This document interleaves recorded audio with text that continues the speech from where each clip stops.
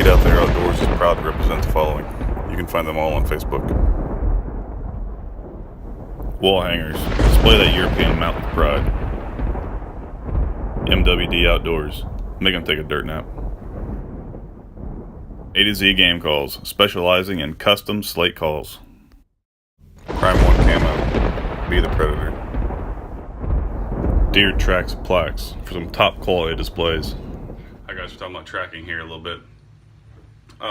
When we go to track our animal, okay, it all starts from the shot itself. We want to watch the reaction of the animal. We want to watch where the animal goes after the shot. Okay, those two points was how we start tracking our animals.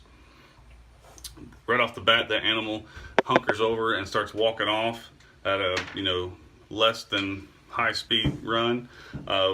Sucks in its gut, where you're normally looking at a gut shot, and you're going to have some work on your hands.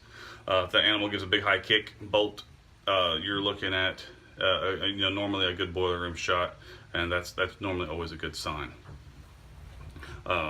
Make sure you mark that farthest reach there that you had with a nice tree or something, because once we get down out of our tree, and I always stay in my tree for 20 minutes after the shot.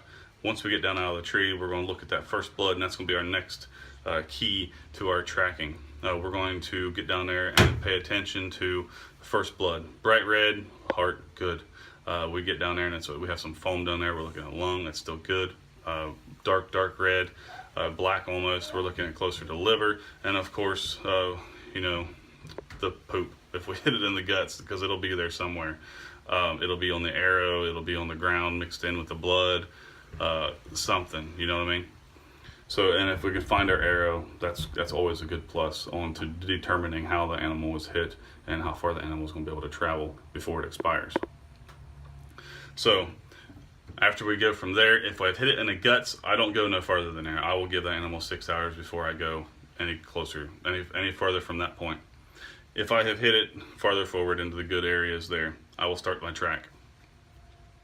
I'm going to walk the exact path that animal walked between there and the last place I saw it. I'm not going to go straight to where the last place I seen it, because I'm going to follow that blood trail over there and determine what that blood trail is doing. If it's getting smaller, bigger, staying the same size, that kind of thing is going to help me out a lot. And I'm going to learn a lot of information between those 2 points, because I may not find the arrow right there at that point. So I may start my track thinking that I've hit the animal good, because the only thing I found is blood, and whenever I get halfway through there, I might find part of the arrow, and lo and behold, the arrow is covered in poop, So I hit it in the stomach area, So that's going to be a big key into determining how fast I'm going to go after this animal. And on that kind of location, I'll back out for a couple hours. So, and also, whenever it comes to lung shots, they don't always show themselves on first blood. Sometimes you'll get part of the way into the trail, and you'll start coming across into more of the big foam balls and stuff on that first 20-30 yards or so, and that's going to further educate us on how bad the animal's hit and how far it's going to travel on us. So once we make it to that point we last seen our animal, at this point here is when we got to decide if we're going to go one further.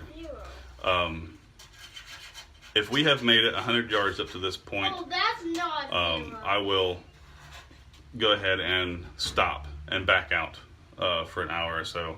100 yards is kind of where I want to kind of draw my deadline as to if I found the animal right away retrieval.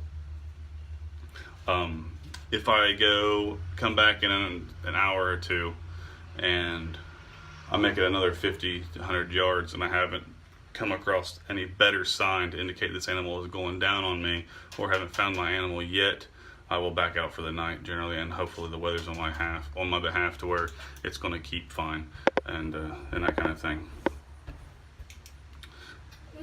Whenever you're tracking your animal, pay attention to the blood. The blood will fall generally straight down, So if the animal stops and is standing in an area, the blood will pool and will be in a drip pattern on the ground. That's a good sign in most cases. If the animal has to lay down or has to stand there that's a good sign that the animal is slowing down for you, and it's probably not too much farther away. If the animal is on a run, you will see the blood in a skip pattern, and it'll be generally going in the direction that the animal is moving. So you can also use that to kind of get yourself some bearings on if the animal changes directions. You see the blood, you might be going along and find blood, but if the blood itself is kind of scattered off to different directions, well, that could give you an indicator that animal has turned on you, and you might be following the more of the game trail than the actual that animal's blood trail. So with that kind of stuff being said, you guys, always take some marker flags with you if you're going on a real bad hit animal. A couple buddies is always a good thing to have. Kind of covers some more ground. If there's anything I've missed, guys, feel free to get a hold of us on Facebook. We will do our best to help you out. You guys can take pictures of your blood trails. We'll try to give our best determination on the factors that you give us. The more pictures you have, the more detailed the pictures are, the better information that we can given, the better answers we can give you. So if you guys haven't done it yet, hit that subscribe button down below to get our future videos. Go ahead and join our Facebook page, be part of the group. We'd love to have you. Beyond that, guys, have fun and get out there.